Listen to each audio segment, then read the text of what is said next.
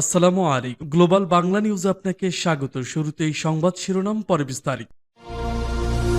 জানিয়ে দিব এই মুহূর্তে পাওয়া আমাদের হাতে থাকা সর্বশেষ গুরুত্বপূর্ণ আপডেট, আন্তর্জাতিক সংবাদ। একদিনেই ইরান পেল হাজার হাজার ড্রোন, যেই ইরানের ড্রোনের শক্তিতেই দুমড়ে মুচড়ে যেতে পারে বিশ্ববরল মার্কিন যুক্তরাষ্ট্র। হতভম্ব হয়ে যাচ্ছে ইহুদিবাদীরা। দর্শক, এ নিয়ে থাকছে একটি বিস্তারিত ডেস্ক রিপোর্ট। এরপর জানিয়ে দিব বিকট বিস্ফোরণে কাঁপল ইরানের বন্দর আব্বাস। কারণ কি, হঠাৎ এই ভয়াবহ বিস্ফোরণ কিভাবে ঘটল? এটা কি শুধুই একটি দুর্ঘটনা, নিছক, নাকি ইতিমধ্যেই হামলা চালিয়ে বসেছে? দুঃসাহস দেখিয়েই দিল বিশ্ববরল মার্কিন যুক্তরাষ্ট্র ইরানে হামলা চালিয়ে। তবে কি তৃতীয় বিশ্বযুদ্ধের আগুন কি মধ্যপ্রাচ্যে জ্বলতে শুরু করলো? দর্শক, এ নিয়ে থাকছে আরো একটি বিস্তারিত প্রতিবেদন। এবং জানিয়ে দেব ট্রাম্পের মুখোমুখি খামেনি সামরিক শক্তিতে কতটা প্রস্তুত ইরান। দর্শক, এ নিয়ে থাকছে আরো একটি প্রতিবেদন। সর্বশেষ জানিয়ে দেব 19 মার্কিন ঘাঁটি ইরানের একেবারেই নাকের ডগায়। যদি এমনটি আজ বুঝতে পারে এবং ইরানের বুকে যদি বিশ্ববরল মার্কিন যুক্তরাষ্ট্র কোনোভাবে গায়ে আঁচড় লাগায়, সেই আঁচড়ের দাগ শুকাতে দেবে না। তারা মুহূর্তেই রক্তের বদলা, প্রাণের বদলা, ক্ষতির বদলা সর্বস্ব দিয়ে জীবন মৃত্যুর মরণ পানে কামড় দেবে। বিশ্ববরল মার্কিন যুক্তরাষ্ট্র ইহুদিবাদীকে উচিত জবাব দিতে এক বিন্দু ছাড় দিবে না ইরান, এমনটি বিশ্লেষকদের মতামত। শুনছিলেন এতক্ষণ সংবাদের প্রধান প্রধান শিরোনাম। এবার জানিয়ে দেবো বিস্তারিত। তবে তার আগে অনুরোধ থাকবে ভিডিওটিতে একটি লাইক এবং কমেন্টস করে জানিয়ে দিন আজকের এই ভিডিও সম্পর্কে আপনার মূল্যবান মতামত। আর অবশ্যই এই ভিডিওটি আপনার ফেসবুক সোশ্যাল মিডিয়ায় শেয়ার দিয়ে ছড়িয়ে দিন। আর জানিয়ে দিন আপনি কোন জেলা থেকে বা কোথা থেকে আমাদের সংবাদটি শুনছেন এবং দেখছেন। আকাশ চিরে নামছে ঝাঁকে ঝাঁকে ড্রোন। একের পর এক বিস্ফোরণে ঝাঁঝরা হয়ে যাচ্ছে মার্কিন সামরিক ঘাঁটি। বিকল্প প্রতিরক্ষা ব্যবস্থার আগুনে ঢেকে যাচ্ছে কংক্রিটের বাংকার। এই দৃশ্যকে বাস্তব করতে 1000 ড্রোন যুক্ত হয়েছে ইরানের সামরিক বহরে। আমেরিকার সাথে চরম উত্তেজনার মুহূর্তে তেহরান জানিয়ে দিয়েছে পরবর্তী সংঘাতে প্রথম আঘাত হবে আকাশ থেকেই। অত্যাধুনিক ড্রোনের বহর নিয়ে ইরান এখন এমন এক বাস্তবতা তৈরি করছে যেখানে মার্কিন ঘাঁটিগুলো আর নিরাপদ নয়।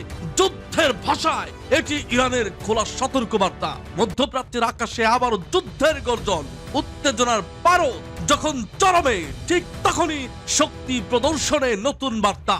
আমেরিকার সাথে চলমান টানাপোড়েনের মধ্যেই ইরানি সেনাবাহিনীতে যুক্ত হলো 1000 অত্যাধুনিক ড্রোনের বিশাল বহর।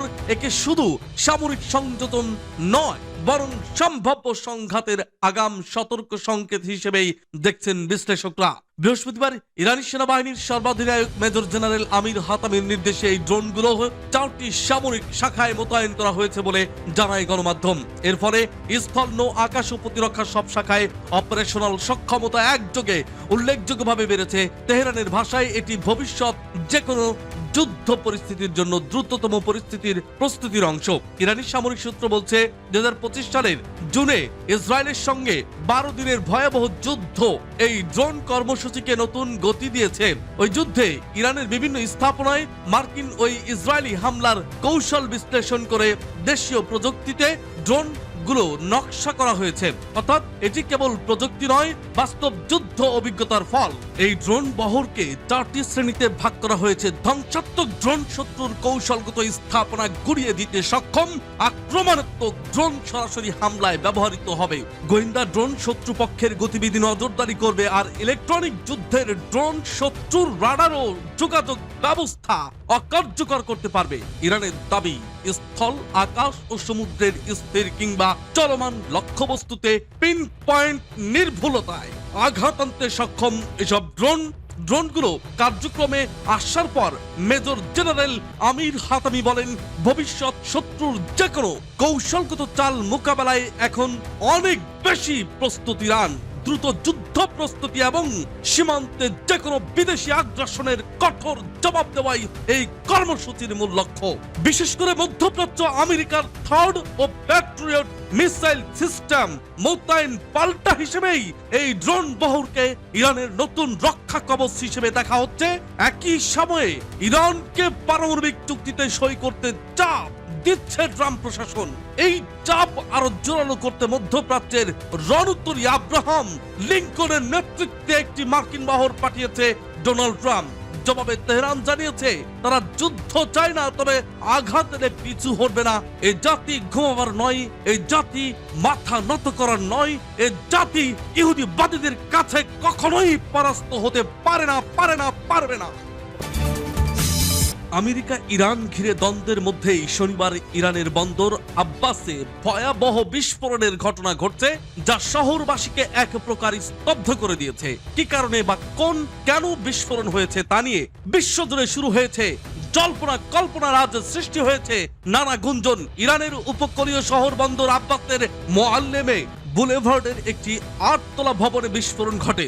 এই শক্তিশালী বিস্ফোরণে ভবনের 2টি তলা পুরোপুরি ধ্বংস হয়ে যায় এবং আশেপাশের যানবাহন ও দোকানপাট মারাত্মকভাবে ক্ষতিগ্রস্ত হয়। উদ্ধারকারী দল দ্রুত ঘটনাস্থলে পৌঁছে আহতদের হাসপাতালে পাঠিয়েছে। এখনো পর্যন্ত কোনো মৃত্যুর খবর পাওয়া যায়নি। এই বিস্ফোরণ এমন এক সময়ে ঘটল যখন পারস্য উপসাগরে হরমুজ প্রণালীতে উত্তেজনা ক্রমেই বাড়ছে।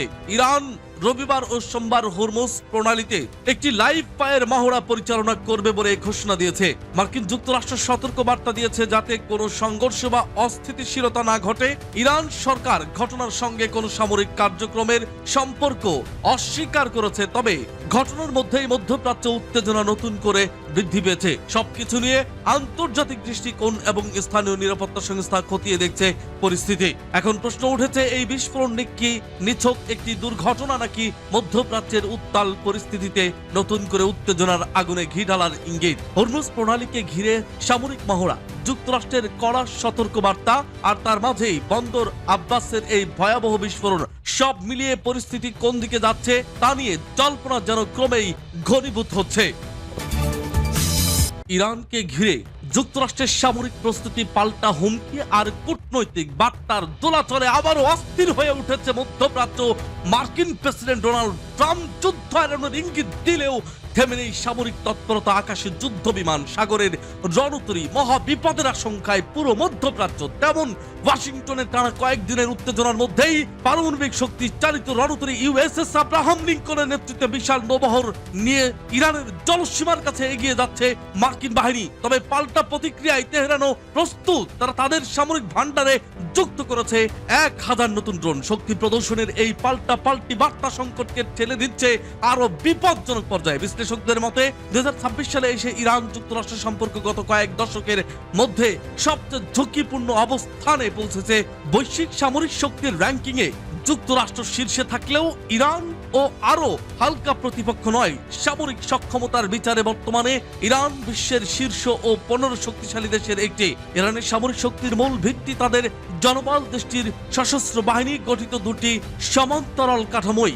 একটি হচ্ছে প্রচলিত সেনাবাহিনী এবং অপরটি ইসলামী বিপ্লবী গার্ড কর্পস IRGC। এই দুই বাহিনী মিলিয়ে সক্রিয় সেনা সংখ্যা প্রায় 6,10,000-এর বাইরে। রয়েছে প্রায় 3.5 লাখ রিজার্ভ সেনা এবং 1 মিলিয়নের বেশি সদস্য নিয়ে গঠিত আধা সামরিক বাহিনী, যারা প্রয়োজনে দ্রুত যুদ্ধের মাঠে নামতে সক্ষম। ইরানের সামরিক কৌশলের সবচেয়ে গুরুত্বপূর্ণ দিক হলো তাদের আঞ্চলিক প্রক্সি নেটওয়ার্ক, যাকে তেহরান বলে প্রতিরক্ষার প্রথম স্তর। এই জোট পরিচিত অশক্তি নামে লেবাননের হিজবুল্লাহ ইতিমধ্যেই ঘোষণা দিয়েছে ইরানের ওপর কোনো হামলাকে তারা নিজেদের ওপর হামলা হিসেবে দেখবে।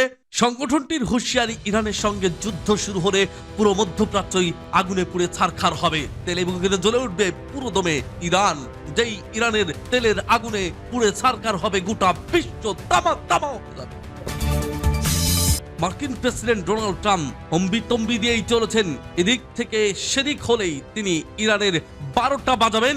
ইরানও অবশ্য ছেড়ে কথা বলছে না, তেহরানও দিচ্ছে পাল্টা হুমকি। একবার তবে দেখে নেওয়া যাক মধ্যপ্রাচ্যে যুক্তরাষ্ট্রের আসলে সামর্থ্য কত, কি পরিমাণ সেনা সামন্ত যুক্তরাষ্ট্রের আছে মধ্যপ্রাচ্য।